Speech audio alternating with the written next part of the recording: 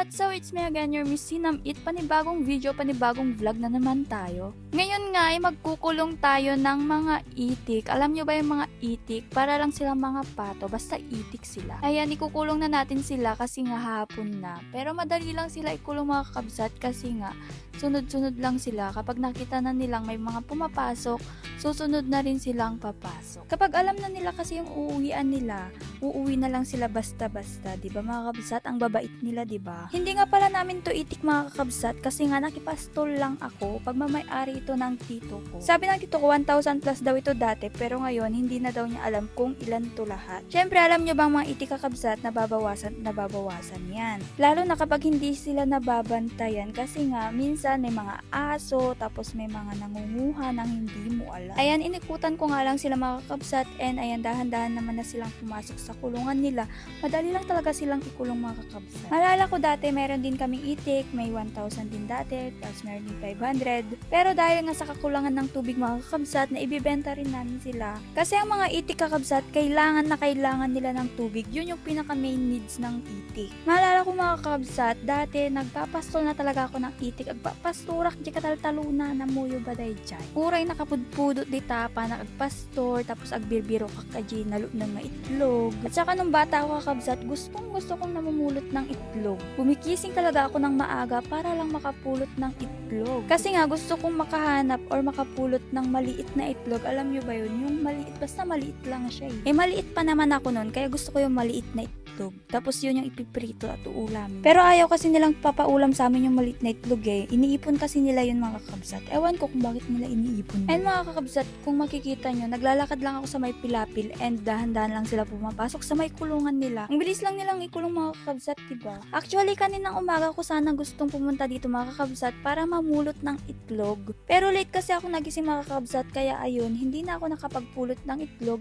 Pero namitas naman ako ng munggo kakabsat. Alam nyo ba yun, yung balatong. Dito sa may bukid talaga mga kakabsat, marami kang magagawa, hindi ka maboboring. Kahit wala kang cellphone mga kakabsat, marami kang pwedeng gawin dito sa may bukid. Dati nga wala naman akong cellphone. Pero itong mga to talagang binavlog ko, eto talaga yung mga ginagawa ko dati. Ang pagkakaiba nga lang mga kakabsat, ngayon may video na. Wala talaga akong cellphone dati mga kakabsat, mula elementary hanggang high school. Hindi ko alam mga grade 8 or grade 9 na ata ako nagka-cellphone. Kasi yung mga sikat na cellphone dati, wala pang mga camera eh. Yung mga keypad na cellphone pa lang ang uso-uso dati, tapos hindi pa naman namin afford yung mga touch screen na yan. Kasi ang mahal-mahal dati ng mga touch screen na cellphone, pero ngayon ang mumura na ng mga cellphone. Kaya wala rin akong ibang magawa noon mga kakabsat kasi wala naman akong cellphone, makikipaglaro lang ako sa kapitbahay, tapos ayan, magpapastol ng itik, mamumulot ng itlog, pupunta sa may taltalon, kung ano-anong ginagawa, ganun mga kakabsat. Mga cellphone pa namin dati, gumagawa lang kami ng yung putik, alam nyo ba yun? Basta inuhulma lang namin na cellphone. Tapos yun na yung telepono namin, or di kaya naman mga kabsat yung lata, pwede kang magsalita doon. Wala din akong pera nun mga kabsat, yung ginagamit lang naming pera nun, alam nyo ba, yung dahon lang ng bayabas. Yun yung parang papel na pera namin, tapos yung barya naman namin, yung mga bato, o di ba ang galing. O mga kakabsat, tignan nyo, nakakulong na silang lahat. Ang bilis lang talaga nilang ikulong mga kakabsat. Tapos ibababa naman na natin ngayon yung kanilang kulungan ito kasi nga naka-open. Alangan naman i-stay nating naka-open ito, edi nakawala na din sila lahat. Mabilis lang naman magpastol ng mga itik kakabsat, kailangan mo lang silang bantayan. Yung mga aso talaga yung binabantayan mo dito kasi minsan nagpupunta sila sa may itik, lalo na kapag nangingitlog yung mga itik. Tapos bubulabugin sila ng aso, ay baka mawalan ng itlog yan mga kakabsat. Habang binababa ko nga tong part na naka-open sa may kulungan nila mga kakabsat, ayan, pinapakain na sila ng feeds. Kailangan mo pa rin silang pakainin ng feeds, hindi naman sapat yung nakakain nilang mga palay dito sa may palayan mga kakabsat. Kasi nga ang feeds mga kakabsat, eto yung pampataba nila. Kasi minsan hindi naman sapat talaga yung kinakain nila dito sa may palayan, yung mga palay, tapos yung mga bisukol, mga insekto, basta kung anong mga nakakain nila dyan sa may palayan. Hindi naman sapat yun mga kabsat, kailangan din nila ng feeds. 2,000 years later. So ngayon mga kabsat, gumising talaga ako ng maaga para makapagpulot ng itlog. Ito na yung sinasabi ko sa inyo, kailangan mong gumising ng maaga para makapagpulot ka. Kasi kung hindi ka gigising ng maaga, ay mauunahan kang mamulot ng itlog. Ayun mga kabsat, pinaghahalo ko na nga yung itlog sa labas at itlog sa loob. Kasi nga, konti pa lang naman daw yung itlog nila. Kahapon daw yung itlog nito mga kakabsat ay 50 plus lang, mga 51, 52 ganun. Ewan ko, basta 50 plus lang yung itlog.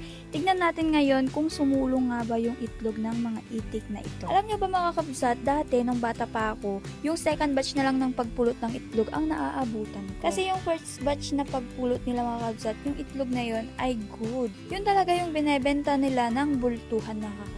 Yun yung nakukuha sa may dayami at yun yung mga malilinis. Kaya mas maaga silang namumulot kapag yung good na mga kabsat. Kaya second batch na ako namumulot dati mga kabsat kasi yun na yung madami ng itlog sa labas, na apak-apakan na nila, nataian na nila, ayan.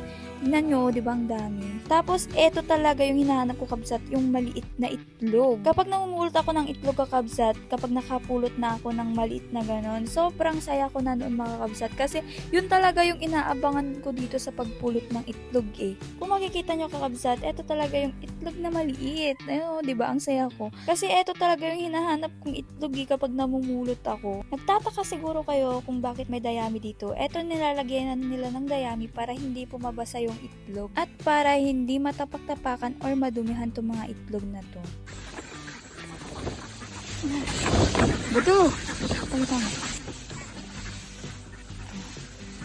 O, di ba mga kabsat, ang dami dito kasi dito talaga sila nangingitlog. Parang hindi na 50 tong mapupulot ko ha. Sumulong na yata tong itlog ng itik ng tito ko. Mukhang swerte tayong namulot ngayon mga kabsat. Pero hindi pa daw namulot ng itlog mga kabsat yung tito ko kasi nga inaantay niya daw ako para mamulot. Kaya eto yung first and last batch ng pagpulot ng itlog kasi nga mag-uumaga na din. At saka pinagsasama naman daw niya lahat yung mga itlog kasi nga konti pa lang naman daw yung itlog nila ngayon. Kapag marami na silang itlog, yun paghiwalayin na niya yung good at saka yung reject. Yung reject mga kakabsat, yun yung mga naputikan or napak-apakan na kasi nga nabasa na yung itlog. Hindi naman pwedeng i-stack yung nabasang itlog. Kasi nga kapag nabasa na yung itlog, mabilis na lang siyang masira or mabulok. Kaya dapat yung itlog ay hindi nabasa para good siya talaga. Tapos may mga sizes din talaga ang mga itlog mga kakabsat. Kapag sobrang liit yung itlog, reject na yun, syempre. So ayun mga kakabsat, may mga naiwan pa nga dito sa labas kaya pinupulot ko na rin.